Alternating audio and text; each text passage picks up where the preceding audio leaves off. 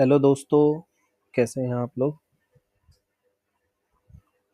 आज मैं जिस टॉपिक पे बात करने वाला हूँ वो है exhaust gas recirculation system. Exhaust gas recirculation system जो है सभी गाड़ियों में यूज़ किया जाता है, सभी इंजनों में यूज़ किया जाता है। डिफरेंट डिफरेंट पैरामीटर्स हैं उनको यूज़ करने के। तो आज हम बात करेंगे एग्जॉस्ट रिसर्कुलेशन सिस्टम एक्चुअली है क्या। बहुत सारे अप्रेंटिस और ये मुझसे क्वेश्चन पूछते हैं कि एग्जॉस्ट गैस रिसर्कुलेशन सिस्टम क्या है, कैसे ये काम करता है। तो उसको समझने में उन्हें थोड़ी सी दिक्कत रहती है। इसके ऊपर थोड़ी बात करते हैं आज हम कि कैसे काम कर रहा है और ये सिस्टम है क्या। तो ये सिस्टम क्या है और कैसे काम करता है। सो फ्रेंड्स, कोई भी इंजन हो उसको काम करने के लिए एयर और फ्यूल के रिक्वायरमेंट पड़ता है। ऑब्वियस सी बात है, जब एयर और फ्यूल जलते हैं तो आपको पता ही है कि एग्जॉस्ट गैसेस निकलती हैं। और उस एग्जॉस्ट गैसेस में बहुत सारे पॉल्यूटेंट्स रहते हैं, जैसे कि कार्बन डाइऑक्साइड है, CO2 के नाम से जानते हैं उसे। नाइट्रोजन ऑक्साइड है, NOx के नाम से जानते हैं। CO है, कार्बन मोनोऑक्साइड के नाम से जानते हैं उसे। पार्टिकुलेट मैटर है, PM। सल्फर डाइऑक्साइड है, SO2। एंड हाइड्रोकार्बन है। और इसके अलावा भी बहुत छोटे छोटे और काफ़ी सारे पोल्यूटेंट्स रहते हैं। अब इन सब के अंदर एक पोल्यूटेंट है जिसका नाम है NOx, नाइट्रोजन ऑक्साइड। इस पॉल्यूशन को कम करना बहुत ज़्यादा ज़रूरी है क्योंकि काफ़ी हार्मफुल है हमारी हेल्थ के लिए, हमारे एनवायरनमेंट के लिए, जिसे कम करने की बहुत ज़्यादा ज़रूरत है। इसलिए जो सिस्टम रेगुलेटर या जो डेवलपर्स इंजन बनाते हैं वो काफ़ी ध्यान रखते हैं कि ऐसे पैरामीटर्स इंजन में किए जाए जिससे NOx कम से कम जनरेट हो। तो EGR का जो सिस्टम है, एग्जॉस्ट गैस रिसर्कुलेशन, जो ये सिस्टम है, ये सोली अगर यूज़ किया जाता है तो only for reducing the NOx, जो नाइट्रोजन ऑक्साइड्स है, इन्हें कम करने के लिए ही इस सिस्टम का यूज़ किया जाता है। अब नॉर्मली NOx होते क्या हैं? ऑक्साइड्स ऑफ नाइट्रोजन, मतलब नाइट्रोजन का ऑक्सीजन से केमिकल रिएक्शन होता है जिससे कि नाइट्रोजन ऑक्साइड्स बनते हैं। कब बनते हैं? नाइट्रोजन और ऑक्सीजन एयर में काफ़ी मात्रा में है, भरपूर है। तो जब भी ये एक हाई टेम्परेचर पर, जो हाई टेम्परेचर रफली 1800 डिग्री सेंटीग्रेड के आसपास होता है, जब इस पर मिलते हैं तब जनरेशन होता है नाइट्रोजन ऑक्साइड्स का। अब ये आप लोग भी समझते हैं कि जब इंजन वर्क करता है तो उसकी वर्किंग के टाइम पे कंबशन टेम्परेचर 1800 डिग्री सेल्सियस तक आराम से पहुंच जाता है। मैं कूलेंट टेम्परेचर की बात नहीं कर रहा हूँ जो आप गाड़ी के मीटर पे देखते हैं। ये पिस्टन के ऊपर जो कंबशन टेम्परेचर जो क्रिएट होता है उसकी बात की जा रही है। सो वो normally 1800 degree Celsius, 2000, 2300 degree centigrade इस टेम्परेचर तक जाता है। और इस हाई टेम्परेचर पे एक कंबशन होने के बाद अगर कुछ ऑक्सीजन का लेवल बच जाता है, कुछ ऑक्सीजन एयर में बच जाती है, तो वो नाइट्रोजन के साथ रिएक्शन करके नाइट्रोजन ऑक्साइड्स में कन्वर्ट हो जाती है, जो कि बहुत हार्मफुल है। तो ईजीआर का सिस्टम इसी नाइट्रोजन ऑक्साइड्स को कम करने के लिए काम करता है। तो नाइट्रोजन ऑक्साइड को बनने के लिए एक समरी कर लेते हैं, रिवाइज दोबारा, कि क्या क्या चीज़ चाहिए। Main nitrogen, oxygen, and third continent है हाई टेम्परेचर, कि कंबशन में काफ़ी हाई टेम्परेचर हो।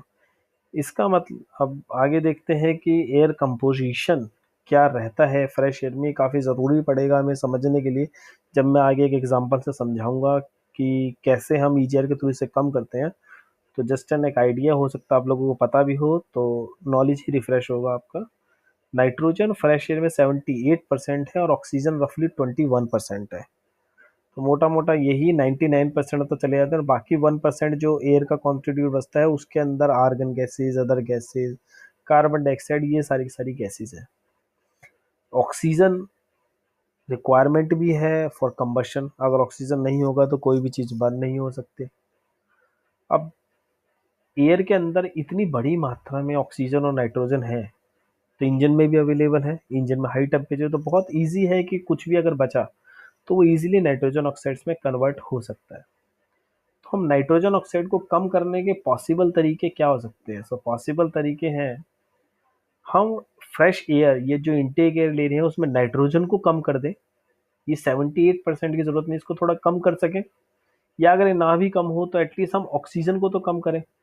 अगर ऑक्सीजन 21% नहीं है, जो वो बच रहा है, उस बचने वाले ऑक्सीजन को छोड़ दें। हो सकता है हमें कम की जरूरत है तो हम कम यूज करते हैं। तो ये कम कर दें, और हम कंबशन टेम्परेचर को कम करें।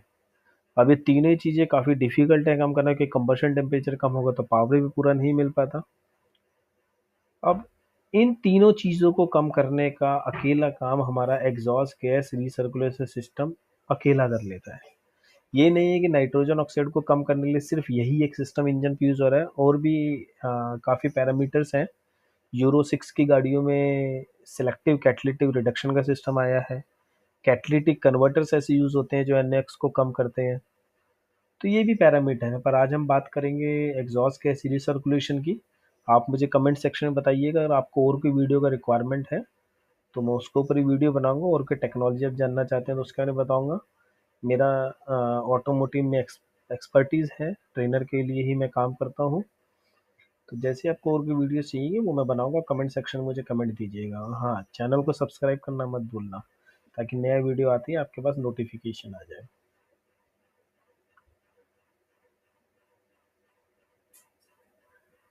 अभी एग्जॉस्ट गैस रिसर्कुलेशन जो है वो बहुत इंपॉर्टेंट है एनएक्स को काम कम करने के लिए इंजन के अंदर। अब ये काम कैसे करता है, जैसे इसके नाम से ही पता चलता है, एग्जॉस्ट गैस रिसर्कुलेशन सिस्टम, मतलब कि एग्जॉस्ट गैसेस को रिसर्कुलेट करता है, सिस्टम में दोबारा से घुमाता है। मतलब कि सिस्टम के आपके इंजन इंजन में फ्रेश एयर के थ्रू दोबारा घुमा के लाएगा एग्जॉस्ट गैसेस को। अब इसको घुमाने से क्या फायदा है? ऑब्वियस है बात है, एग्जॉस्ट गैसेस हैं तो एग्जॉस्ट गैसेस में ऑक्सीजन जल चुका होगा, ऑक्सीजन नहीं होगा इसके अंदर, या होगा तो 21% नहीं, हो सकता है कि 1% हो या 0.5% हो, बहुत ही कम होगा, ये ना हो। तो अगर मैं इसको ऑक्सीजन को मिक्स कर दूंगा एग्जॉस्ट गैसेस को फ्रेश एयर के साथ, तो फ्रेश एयर में ऑक्सीजन की क्वांटिटी 21% से ड्रॉप हो जाएगी। चलिए एक एग्जांपल से समझते हैं कैसे हो जाएगी। मैं एक एग्जांपल लेता हूँ कि मुझे एक इंजन से एक पर्टिकुलर पावर लेने के लिए 100 ग्राम फ्रेश एयर की रिक्वायरमेंट है। अब उस 100 ग्राम फ्रेश एयर के अंदर अगर मैं 78% नाइट्रोजन, मतलब 78 ग्राम नाइट्रोजन है और 21 ग्राम ऑक्सीजन है, तो 21 ग्राम ऑक्सीजन और 78 ग्राम ऑक्सीजन, बाकी 1% एक्स्ट्रा गैसेज है।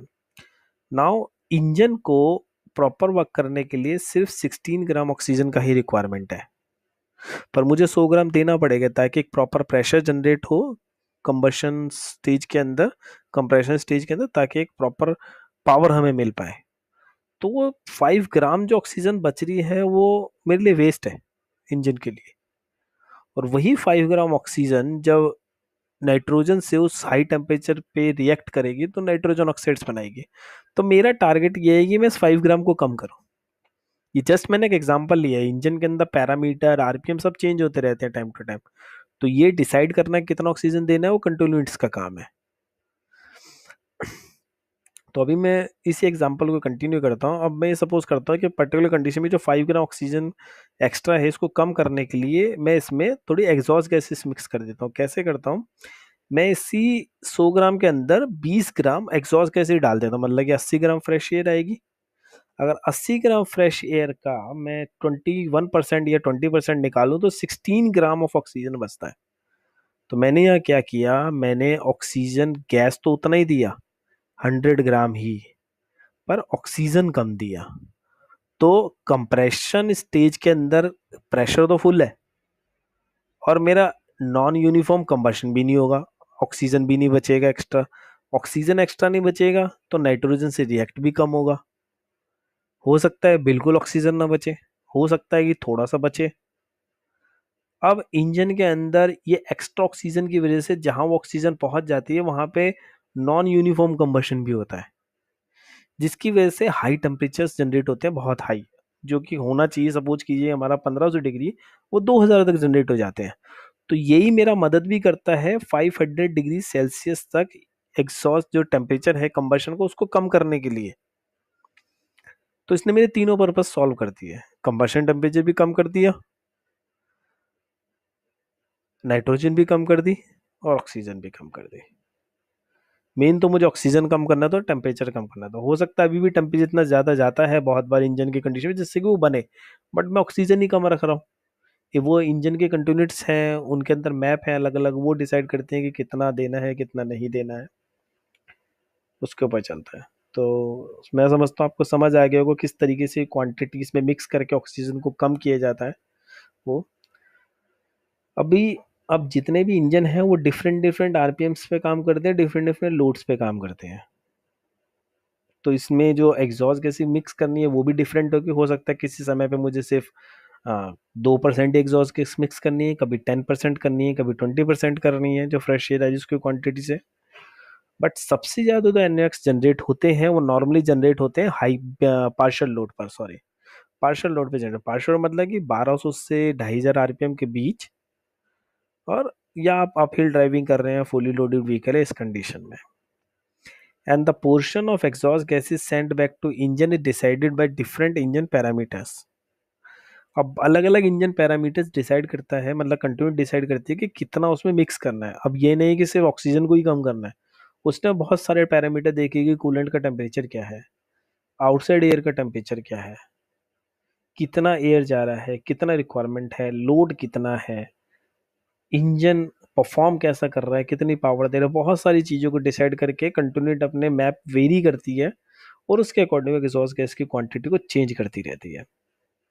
कंपोनेंट्स क्या यूज़ होते हैं, ये इंजन का एक रफ स्केच है। इसमें देखें एग्जॉस्ट मैनिफोल्ड है, यहाँ से एक पाइप निकल के वापस इनटेक मैनिफोल्ड में जा रहा है जिससे एग्जॉस्ट गैसेस ट्रैवल करती है इनटेक मैनिफोल्ड। इसके यहाँ पर इस एरिया में आप देखेंगे इधर एक ईजीआर कूलर है जिसमें कूलेंट फ्लो करता है। कूलेंट फ्लो होने से क्या करता है, ये एग्जॉस्ट गैस को ठंडा करता है।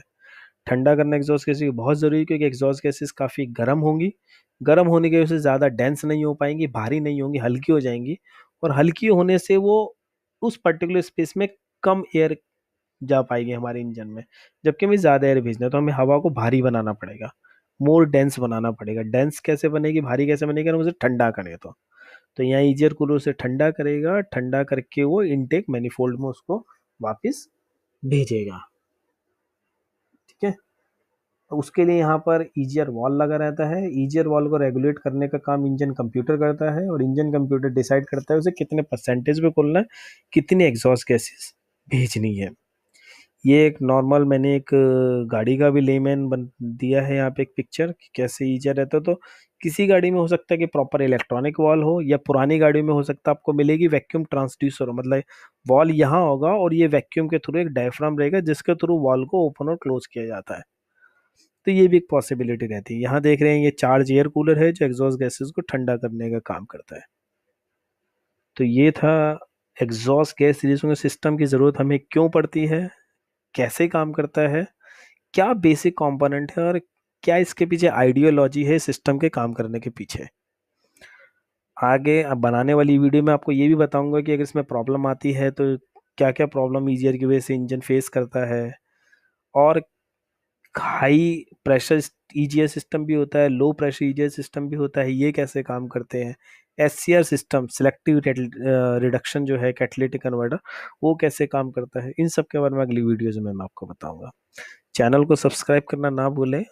आशा करता हूँ, होप है कि आपको ये सारी जानकारी अच्छी लगी होंगी और आप चैनल को सब्सक्राइब करके आगे बने रहेंगे चैनल के साथ। Thank you.